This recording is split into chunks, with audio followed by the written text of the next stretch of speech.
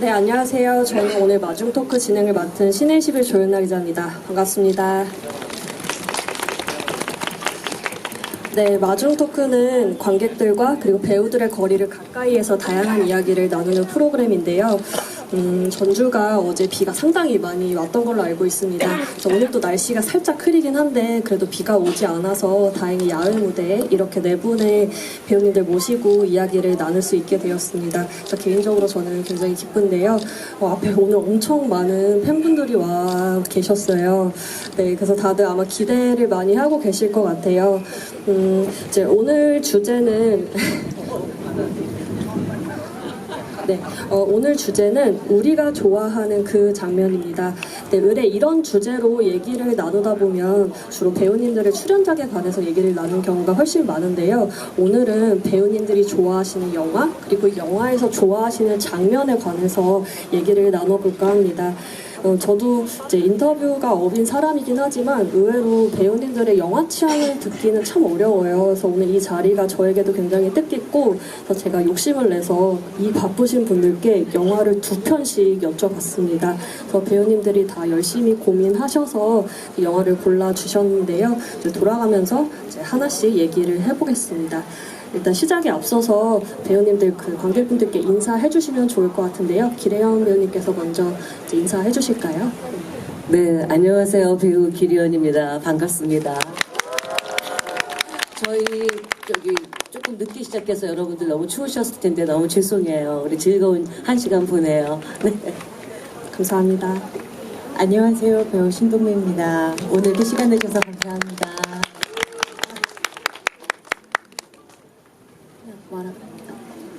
네, 안녕하세요. 배우 서지입니다. 많이 날씨가 추운데 이렇게 계속 기다려주셔서 또 한 번 너무 감사드리고요. 좋은 시간이 됐으면 좋겠어요. 감사합니다. 안녕하세요. 신인 배우 성지영입니다. 이렇게 관객분들과 박수 타임 제가 놓쳤죠. 죄송합니다.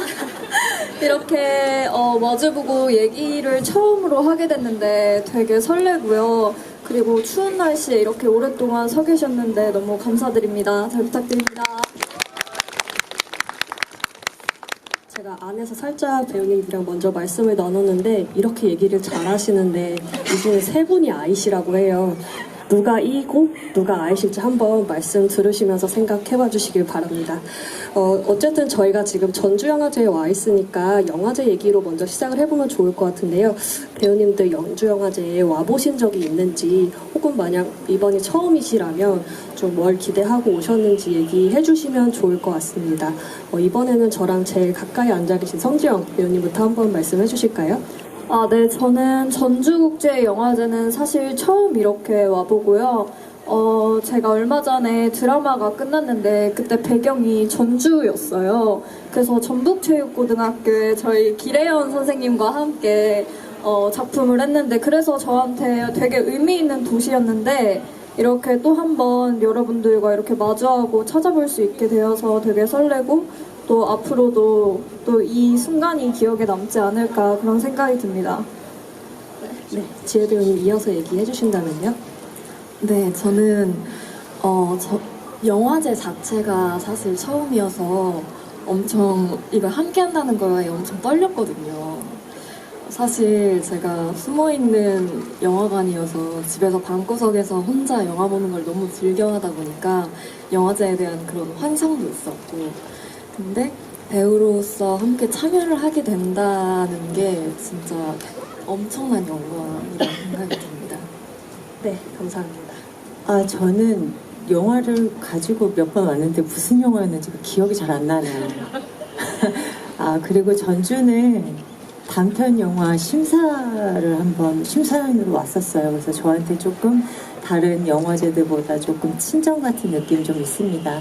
영화로는 못 왔지만 이렇게 여러분들과 만나 뵙게 돼서 너무 반갑고요. 즐거운 시간 가져보아요. 네, 저는 2023년도 재작년에 영화 돌핀으로 왔었어요. 그래서 지금 저렇게 여행 가방 드신 분들이 극장 앞에 막 이렇게 서 계실 때 너무 뭐랄까 약간 울컥하고 감동도 있었고, 그리고 그때 소녀시대 유리랑 같이 찍었는데 유리가 미국에서 막 직접 왔거든요. 영화가 처음이었던 거예요. 그래서 상영관에서 갑자기 쌤 나 안 되겠어 그래서 선글라스를 갑자기 영화를 보는데 너무 떨려서 못 보겠다고, 그래서 둘이서 두 손 꼭 잡고 영화 봤던 기억이 나요. 그리고 우리 배우들 다 전주로 불러서 저희 영화 보고 같이 뒤풀이하고 다음 날까지 전주 일대를 누비면서 잘 쉬다 갔던 그게 재작년이었어요. 너무 문화와 휴식이 같이 하는 전주인 것 같아요. 네, 말씀 나눠주셔서 감사합니다. 이제 기래현 선생님부터 영화 관련해서 여쭤보고 싶은데요. 첫 영화로 그 페드로 알모도바르 감독의 그녀에게를 꼽아주셨어요. 이 작품 골라주신 이유에 관해서 먼저 얘기해 주신다면요? 아니, 맨 처음에 이제 영화 어떤 걸 추천하겠냐는 질문을 받았는데, 사실 영화를 너무 좋아하다 보니까 너무 많은 좋은 영화가 많잖아요. 그리고 이제 페르도 알모도로 감독을 너무 좋아하는데 웬만한 작품 다 봤거든요. 근데 그녀에게가 맨 처음 떠오른 이유는, 보통 영화들은 스토리 뭐 이렇게 이런 내용이었었는데 되게 오래전에 봤는데 장면이 그냥 확 떠오르는 거야, 두 장면이. 그리고 제가 그때 영화관에서 펑펑 울었던, 그래서 그냥 망설임 없이 그냥 그녀에게야 이랬고, 그러고 나니까 아, 나 또 하나 생각났어 이러면서 86년도 개봉 작품인데 여기 다 젊으신 분들이 많아서 그때 봤던 겨울 나그네라는 영화가 있어요. 보신 분 별로 없죠? 진짜 옛날 영화거든요. 그래서 제가 그쵸. 예. 그래서 제가 갑자기 그 영화 생각에 음악하고 연관된 어떤 장면들이 아직도 선명한 영화를 말씀드렸던 것 같아요. 네. 네, 그녀에게부터 얘기를 좀 하자면, 이 그녀에게는 두 명의 남자와 두 명의 여자가 나오는데요. 이 두 명의 여자가 각각 코마 상태에 빠지게 됩니다. 각각의 사고로 인해서요. 그래서 남자들이 그 각각의 여자를 좋아해서 이 여자를 지극정성으로 돌보는 이제 그런 내용으로 설명을 드릴 수 있을 것 같은데요. 뽑아주신 장면에 관해서 배우님 조금 더 설명해 주시면 좋을 것 같아요. 그 음악과 춤에 관한 장면. 네, 이 영화는 약간 그걸 헌신으로 표현하는 사람도 있지만 코마 상태의 여자를 보살핀다라는 게, 그리고 나중에 결국은 깨어나거든요. 근데 이건 이제 스포가 있기 때문에 제가 다는 말씀을 못 드리는데, 맨 처음에 이제 저한테 이미지로 남았던 건 첫 번째 장면이, 여러분 무용가 피나바우시 아세요? 네, 피나바우시 카페밀러라는 그 공연이 펼쳐지고 있는데, 그 생각이 나요. 이렇게 제가 눈물이 저도 모르게 그렁그렁해졌는데 카메라가 이동을 하는데 그 남자 마르코 배우가 울고 있는 거예요. 저랑 똑같이. 그 장면서부터 거의 압도당해서 봤던 것 같아요. 그리고 나서 그 가수 그 꾸꾸루꾸꾸 그 음악 아시죠? 그 카페에서 이렇게 연주하는 장면이 있는데 카메라가 아주 천천히 지금 여러분들을 비추듯이 이렇게 천천히 돌아가요. 근데 그분들 얼굴이 정말 이렇게 평화롭거나 아니면 그 음악이 심취해 있는데, 아, 나 저기 가서 앉아있고 싶다 이러면서 또 울었었어요. 그러니까 이상하게 그 내용이랑 상관없이 장면, 물론 이제 누적돼 있는 정서긴 하지만, 그래서 눈물을 철철 흘리면서 같이 본 친구가 너 왜 이렇게 우니? 이랬던 영화였었어요. 그래서 그 두 장면은 저한테 아직도 그냥 이렇게 너무 선명하게 떠올라요. 그리고 아마 진짜 지금 말씀드린 것처럼 여러분들이 이렇게 앉아있는 것처럼 나도 저기 가서 앉아있고 싶다 이런 생각을 했던 것 같아요. 배우님께서는 영화를 보실 때 그런 음악이나 혹은 배우 이렇게 등장하는 사람들의 움직임 같은 걸 좀 주의 깊게 보시는 편이신가요? 평소 영화를 보실 때? 그렇죠. 그리고 카메라가 어떻게 움직이고 있는지, 그래서 인물들이 굉장히 자연스러운 상태로 놓여져 있을 때, 그리고 페드로 알모도로 감독은 색감이 너무 좋아요. 그래서 이 인물들의 감정을, 옷을 막 빨간색을 입거나 노란색을 입거나 찻잔도 그런 것들이 되게 이렇게 아름다워요. 슬프면서도 아름답고, 그래서 그런 거 위주로 많이 보는 것 같아요. 음악. 그러니까 겨울 나그네도 결국은 보리스 음악 나오고, 비발디 나오고, 그리고 데니스 루소스의 팔로우미가 나오고 막 이런 것들이 아직도 여기서 뭐 징징징징 장면하고 어울려서 기억이 나는 것 같아요. 비가 와요, 여러분.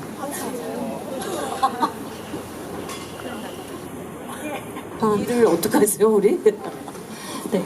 우선은 말씀 조금 더 나눠보고 비가 많이 오면 다시 자리 정리하도록 하겠습니다. 하나만 더 추가로 여쭤보면 배우님께서는 영화나 드라마 활동도 굉장히 많이 하고 계시지만 또 연극 무대에도 꾸준히 올라오고 계시잖아요. 어쩌면 이제 직접 무대에 오르시는 분이기 때문에 그런 노래나 이제 몸의 움직임, 춤 같은 것들을 더 예민하게 이제 보시는 게 아닌가 싶기는 했는데요. 그래서 그런 게 아닌가 여쭤보고 싶고, 그리고 좀 그런 매체 연기와 다른 무대 연기의 재미는 뭐라고 생각하시는지도 답변해 주시면 좋을 것 같습니다. 일단 움직임이라는 건 그 영화를 혹시라도 한번 보세요. 진짜 아름답거든요. 근데 거기서 그 피나바우 씨는 무용가라기보다는 연극하고 경계를 무너뜨린 사람이에요. 근데 여자 무용수가 춤을 추는데 그 움직임만으로 그의 처절함과 비탄이 느껴져요. 그러니까 말을 안 하고도 인간의 감성이라는 건 몸짓으로 혹은 표정으로 드러나잖아요. 그런 거는 어떤 장르에서 연기를 하든 꼭 필요한 부분이라는 생각이 들고, 또 하나는 제가 네. 그 무대 연기를 하기 때문에 춤과 노래를 더 예민하게 보시게 되는 건지. 꼭 그렇지만은 않은 것 같아요.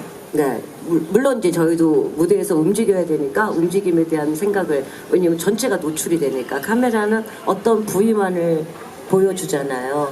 그런데 무대는 어쨌든 내가 가리고 싶어도 계속 노출이 되는 거라 저희는 움직임이 굉장히 중요하긴 하죠. 그래서 아마 말씀하신 대로 관심 있게 보는 것도 있는 것 같아요. 그리고 또 마지막 질문이 아니요. 이렇게 두 개 네. 여쭤봐서 말씀 잘 해주신 것 같고요. 네. 그럼 이제 이어서 옆에 계신 신동미 배우님께 질문 드릴게요. 배우님께서는 또 최근에 굉장히 핫했던 서브스턴스를 골라주셨습니다. 아마 앞에 앉아 계신 배우님들도 많이 보셨을 것 같은데요. 이 영화 골라주신 이유와 또 좀 인상 깊게 보신 장면 같이 얘기해 주신다면요? 사실 그렇게 충격적이고 자극적이고 불쾌한 영화인 줄 모르고 봤어요. 그러면 어떤 계기로 보게 되셨어요? 당연히 알고 보셨을 줄 알았는데? 데미 무어 배우가 상 받았다고 해서 그래서 연기상이니까 어떻게 받았지? 하고 정말 아무 정보 없이 봤다가 최근에 본 영화 중에 가장 깜짝 놀란 영화여서 제가 했고요. 명장면은 그 엘리자베스가 수에서 다시 엘리자베스가 됐어요. 근데 수 때문에 떨어진 자기의 자존감을 채워주기 위해서 자기를 좋아하는 고등학교 동창한테 전화를 해요. 나 오늘 너 좀 만나자. 그랬는데 화장을 하면서도 해도 그 누워있는 수가 보이고, 화장을 다시 더 진하고 목에 막 스카프 막 감아요. 주름을 없애기 위해서. 나왔는데도 또 수 포스터가 보이고, 그리고 막 다시 화장을 하고 나왔는데 손잡이에 비친 자신의 얼굴이 보이거든요. 그 영화에서 거울이 굉장히 중요한 역할을 하고 있다고 생각하는데 다시 화장실에 그 거울로 가서 자기의 그 욕망 때문에 일그러진 자기의 모습을 보면서 막 화장을 지우는 장면이 있었어요. 그게 너무나도 인상적이었어요. 그리고 어떻게 보면 여배우는 나이가 먹어감에 따라서 조금 약간 우리의 얘기가 아닌가 이런 생각이 들어서 그 영화 보면서 되게 균형감을 잃지 말아야겠다 이 생각을 많이 했었던 것 같아요. 너무 충격적이었어요. 너무 불쾌해. 소리도 불쾌해. 네, 끔찍했어요. 근데 너무 울림 있었어요. 특히 안 할게요. 마지막 장면 얘기는. 스프니까 보셨으면 좋겠어요. 여자분들 많이 오셨으니까. 네, 혹시 안 보신 분들 위해서 짧게 설명드리면 이제 특정 약물을 통해서 이제 나이가 좀 있는 여배우인 엘리자베스가 이제 더 젊고 완벽한 나라는 버전의 이제 수가 되는 건데요. 그 약물의 이름이 서브스턴스인 겁니다. 그래서 그 젊은 나를 보면서 엘리자베스가 이제 배우님 말씀하셨던 것처럼 반대로 내가 얼마나 나이가 들었는지를 좀 알게 되는 그런 거였는데요. 배우님, 그러면 만약에 한국판 서브스턴스가 만들어지는 거예요. 그래서 배우님께 엘리자베스와 감사해요. 수는 할 수 없어. 아니 근데 만약에 수는 그 영화에서 굉장한 수는 거의 엉덩이 위주로 많이 나와요. 탄력적인 미모. 할 수 스포 없어. 안 하시기로 했잖아요. 네? 스포 안 하시기로 했잖아요. 미안요. 아 이건 그렇게 중요한 장면 아닌데 조금 더 설명해 주신다면요. 엘리자베스 더 하시고 싶은 이유. 데미 무어가 상 받으면서 이런 얘기했어요. 사람들이 자기를 팝콘 배우라고 얘기했대요. 어떻게 보면 데미 무어는 외모 때문에 연기가 많이 가려진 배우가 아닌가라는 생각이 들거든요.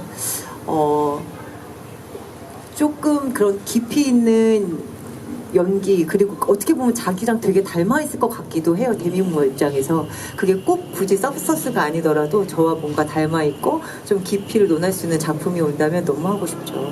수는 할 수 없어. 그러면 만약에 그러니까 저는 이 참 더 새롭고 완벽한 버전의 나라는 서브스턴스 약물의 문구가 되게 양날의 검인 것 같거든요. 이게 정말 위험하지만 만약에 이 약물을 사용할 기회가 나한테 오면 굉장히 망설이게 될 것 같아요. 배우님께서 만약에 조금 안전한 버전의 서브스턴스 약물을 사용할 기회가 주어진다. 어떻게 하실 것 같으세요? 안전한 건 없는 것 같아요. 그래서 진짜 저 피부과에서 항상 생각하거든요. 그렇기 때문에 저는 균형을 잃지 않도록 노력하는 게 가장 중요한 것 같아요. 뭔가 과해지는 건 좋지 않은 것 같아요. 언젠가 서브스턴스 한국판이 만들어진다면 꼭 성동미 배우님의 엘리자베스를 제가 기대하고 있겠습니다.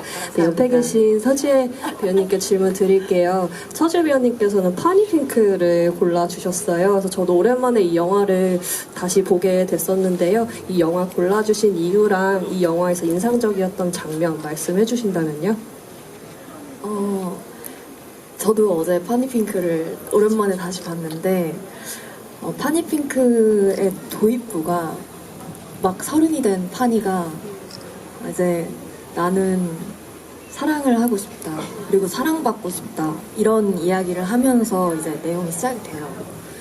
근데 사실 저는 그 영화를 로맨스 영화여서 좋아한다기보다 그 영화가 정말 외로운 사람들한테 되게 동화 같은, 선물 같은 영화라는 느낌이 들어서 되게 자주 생각이 나거든요. 그래서 그 영화가 되게 먼저 떠올랐던 것 같아요. 좋아하는 영화를 질문해 주셨을 때. 그리고 파니핑크에서 가장 좋아하는 장면은 파니의 생일날 그 오클레오가 정말 진정으로 파니의 생일을 축하해주면서 그 유명한 프랑스의 상송이 나오는데 아마 인셉션 보신 분들은 다 아는 그 농으로 시작하는 그 상송이 울려 퍼지면서 이제 둘이 춤을 추고 진심으로 서로를 축하해주는 장면에서 진짜 위로를 많이 받아서 그 장면을 되게 좋아합니다. 영 배우님은 인스타 첫 게시물이 파니핑크셨고요. 그리고 지혜 배우님은 인스타 첫 게시물이 시눌러 리스트셨대요. 이렇게 취향이 비슷할 수가. 네, 또 하나 제가 알아봅니다. 네, 아까 지영 배우님이 말씀하시다가 좀 자리 정리했어서요. 마저 얘기해 주시면 좋을 것 같아요. 신더러 리스트를 고르신 이유, 그리고 그 영화에서 인상 깊었던 장면. 제가 쉰들러 리스트를 가장 좋아하는 영화로 꼽은 이유는요. 제가 홀로코스트 영화를 굉장히 좋아하는데 그 홀로코스트에 관심을 갖게 되고 그 관련된 영화들을 찾게 했던 첫 영화가 쉰들러 리스트였어요. 제가 쉰들러 리스트 보면서 엄청 어떻게 보면 이성적인 사업가였던 쉰들러 리스트가 한 아이와 그 상황들을 통해 가지고 나중에 변화를 겪잖아요. 그런 걸 보면서 앞으로 제가 살아가는 데 있어서도 어떤 거를 외면하지 않고 좀 염두해가면서 살아가야 될까라는 생각도 많이 들었고, 또 연출적인 부분에서도 흑백 영화인데 이제 딱 한 장면만 컬러가 나오거든요. 근데 그 장면이 빨간 코트를 입은 작은 아이가 나오는데 그 아이가 나중에 시간이 지나서 학살의 희생자가 돼서 이제 수레에 끌려서 나와요. 이제 그거를 보면서 저한테는 그 당시 영화를 보면서 제가 마치 진짜 쉰들러 리스트의 눈으로 바라본 것 같은 그런 엄청 생생한 되게 충격? 그리고 되게 마음이 안 좋았고 그런 것들을 보면서 잘 만든 영화는 3시간이 넘는 영화인데도 제가 단 한 장면도 놓치지 않고 진짜 집중해서 봤던 영화였거든요.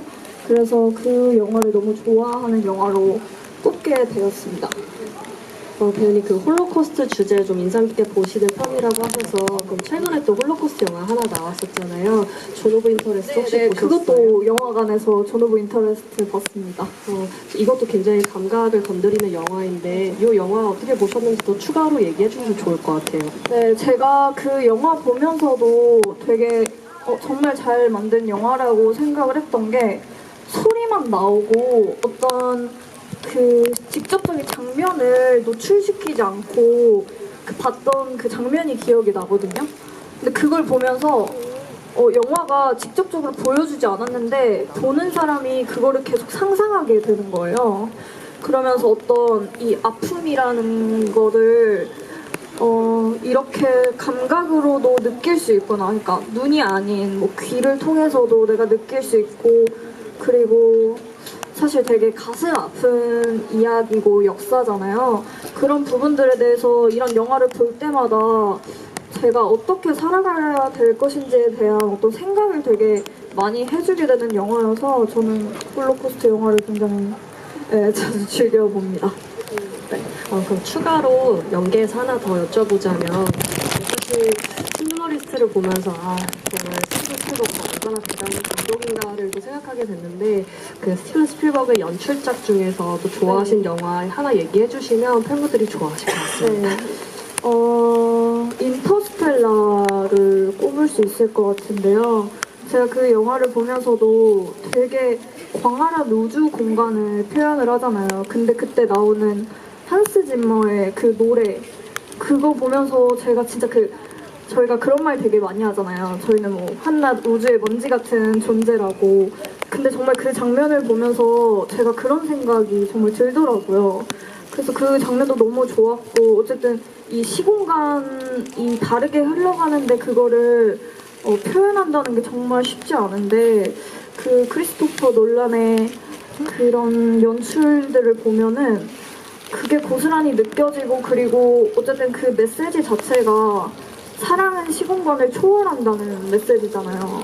그게 또 되게 많이 와닿았습니다. 저도 지혜 배우처럼 인생에서 사랑이 굉장히 중요한 사람이어서 네, 그게 되게 좋았어요. 네. 이게 참 영화 얘기를 하면 그 사람이 삶에서 뭘 중요시하는지 그리고 그 밖에 좀 뭘 좋아하는지까지 참 알게 되는 것 같아요. 네, 이어서 이제 두 번째 영화 여쭤보려고 하는데요. 김혜연 배우님께서는 또 아까 얘기도 해주셨지만 겨울나그네라는 영화를 골라주셨어요. 이 영화는 이제 짧게 요약을 하면